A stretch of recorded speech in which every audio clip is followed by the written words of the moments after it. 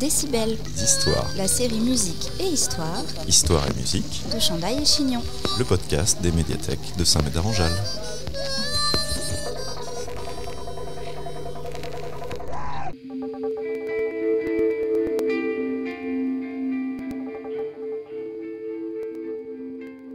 Au sommaire de ce numéro de Décibels Histoire, l'enfer et le paradis, une foule et sa loi, un groupe anglais de heavy metal, une guerre du volume, des CD, des vinyles et du son, remasterisé.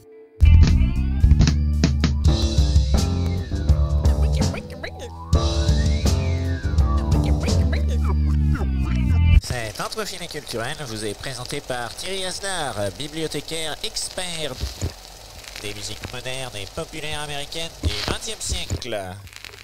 Beaucoup d'albums existent aujourd'hui en différentes versions, remasterisées, deluxe, anniversaire, etc., etc. À tel point que l'on ne sait plus vraiment s'il existe de réelles différences entre toutes ces versions. Si c'est effectivement le cas, quelles sont ces différences ? Rien d'évident, hormis peut-être avec les titres bonus, rarement indispensables, sans quoi les artistes les auraient publiés en leur temps. Ce n'est donc pas un critère forcément pertinent. C'est surtout la promesse d'un meilleur son qui est faite avec ces remasterisations. Mais est-ce vraiment le cas ? Le son est-il vraiment meilleur ? En réalité, le travail de remasterisation d'un disque est extrêmement complexe. Il peut éventuellement être comparé au travail de ravalement d'une façade dans le bâtiment. Prenez une façade ouvragée d'un immeuble ancien. Elle peut être restaurée avec précaution en ayant soin de ne pas abîmer les différents ornements et détails. Bien sûr, ce travail s'avère délicat et de longue haleine, mais il permet une restauration de qualité sans altération de la façade originale. A contrario, cette façade peut également faire l'objet d'un ravalement au Karcher plus rapide et facile à réaliser. Dans ce cas, la façade sera sans doute lisse et propre, mais tous les petits détails et ornements seront abîmés, voire effacés. Elle perdra tout son cachet et son charme. Il en va de même pour la musique. Elle peut être remasterisée avec délicatesse et patience pour en restituer toute la richesse et les subtilités. Elle peut aussi faire l'objet d'une remasterisation bien plus radicale, quitte à en altérer la qualité et la richesse sonore globale. C'est pourquoi toutes les remasterisations ne se valent pas, et c'est ce que nous allons voir.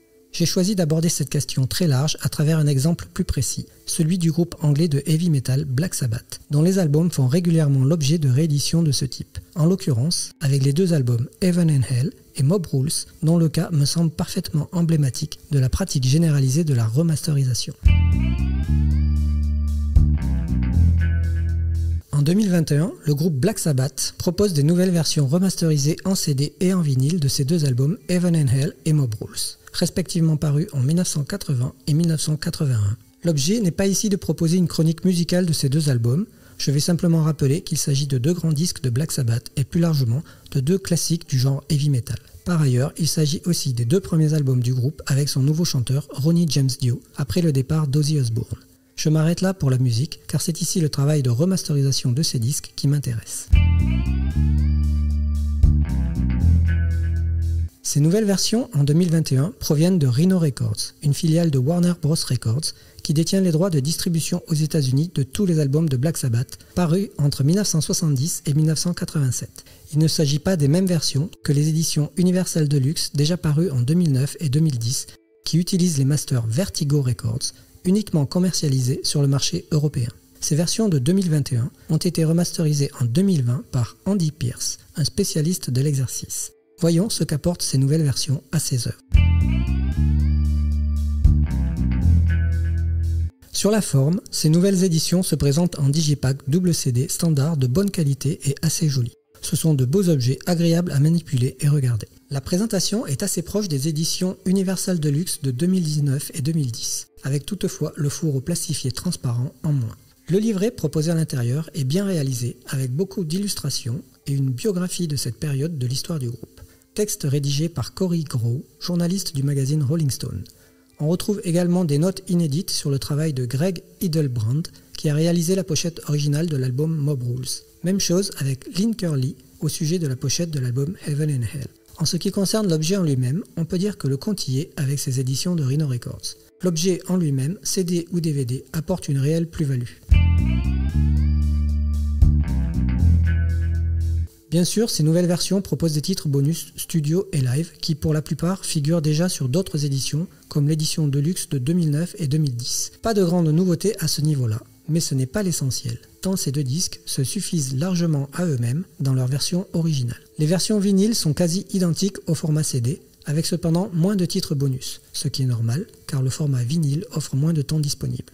Il n'y a pas de livret, mais les notes biographiques sont présentes sur les volets intérieurs des très belles pochettes gatefold des vinyles. Venons-en au plus important. Le son de ces nouvelles versions remasterisées est-il vraiment différent, meilleur ou non des versions déjà parues? La question est d'autant plus difficile à trancher que ces deux albums ont déjà fait l'objet de nombreuses rééditions. Décibels Histoire. La série Musique et Histoire Histoire et musique. de Chandail et Chignon. Podcast des médiathèques de Saint-Médard-en-Jalles.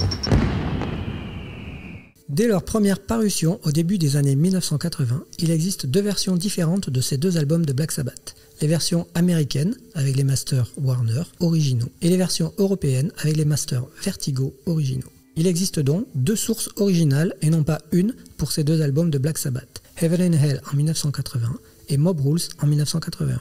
Viennent ensuite, en 1996, les versions Castle remasterisées, utilisant les masters Vertigo européens. En 2008, les versions Rules of Hell remasterisées, utilisant les masters Warner américains. En 2010, les versions Universal Remaster, utilisant les masters Vertigo. Et enfin, en 2021, les versions Rhino Remasters, utilisant les masters Warner.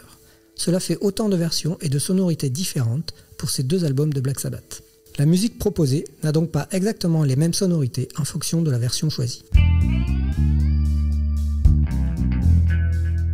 Difficile de se prononcer sur quelle version est la meilleure. Cela me semble très subjectif. Je suppose aussi que cela dépend de la première version que chacun a pu écouter dans sa vie.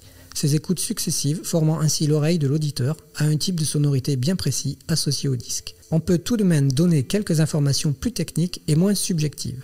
Voici comment l'audiophile et producteur américain J. Paul May évoque les différentes versions de ces deux disques de Black Sabbath. Selon lui, les premières versions CD en 1986 depuis les masters Warner Bros.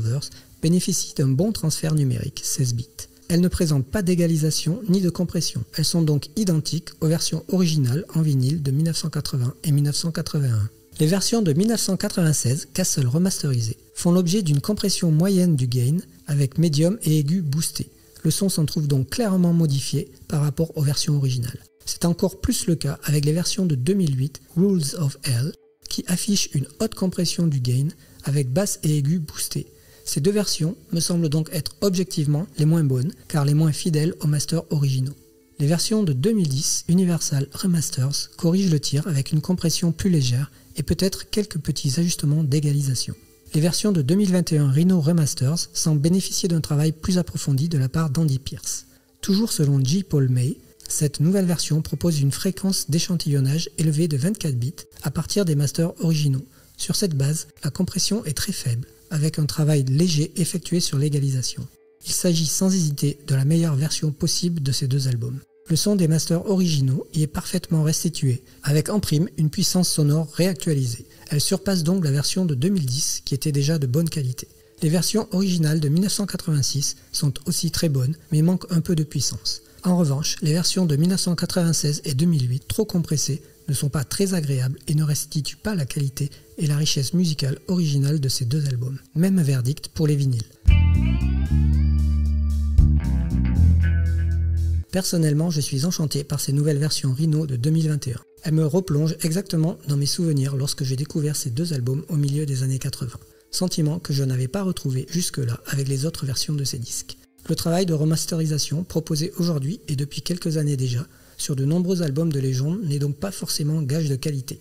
Parfois, il vaut bien mieux s'en tenir aux versions originales.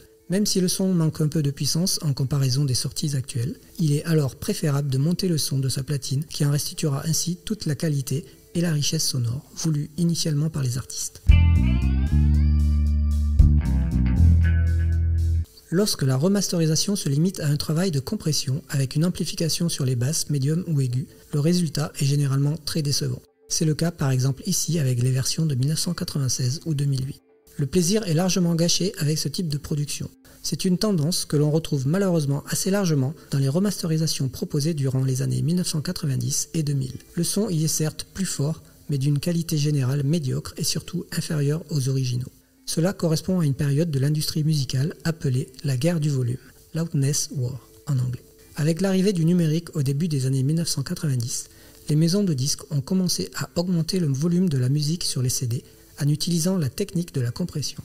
Le but était de sonner plus fort que les concurrents. Malheureusement, ce fort volume constant entraîne aussi une baisse de la dynamique musicale et installe un effet de distorsion. Cela a pour conséquence d'atténuer, voire de supprimer toutes les nuances émotionnelles de la musique et de rendre l'écoute fatigante, voire pénible à la longue. Cette guerre du volume prend fin au début des années 2010 avec la mise en place de normes internationales en matière de dynamique sonore. Pour autant, même avec ces normes, le travail de remasterisation s'avère délicat et technique. Lorsqu'il est confié à des spécialistes compétents comme Andy Pierce, avec ses 2 albums de Black Sabbath, le résultat s'avère incroyablement satisfaisant, tant la magie et le pouvoir jouissif de la musique s'en trouvent magnifiés. C'est pourquoi la remasterisation d'albums n'a de sens que lorsqu'elle est envisagée avec sérieux et professionnalisme par les maisons de disques, ce qui n'est pas toujours le cas, comme on peut le voir à travers les exemples successifs de remasterisation de ces 2 albums de Black Sabbath. Semez vos envies et cultivez votre curiosité en attendant le prochain podcast des médiathèques de Saint-Médard-en-Jalles. Abonne-toi. C'est comme ça que tu l'avais imaginé? Non, c'est pas top, c'est pas top. Ça c'est moche ça. Ça c'est très très moche. Décibel, D'histoire. la série musique et histoire Histoire et musique. de Chandaille et Chignon. Le podcast des médiathèques de Saint-Médard-en-Jalles.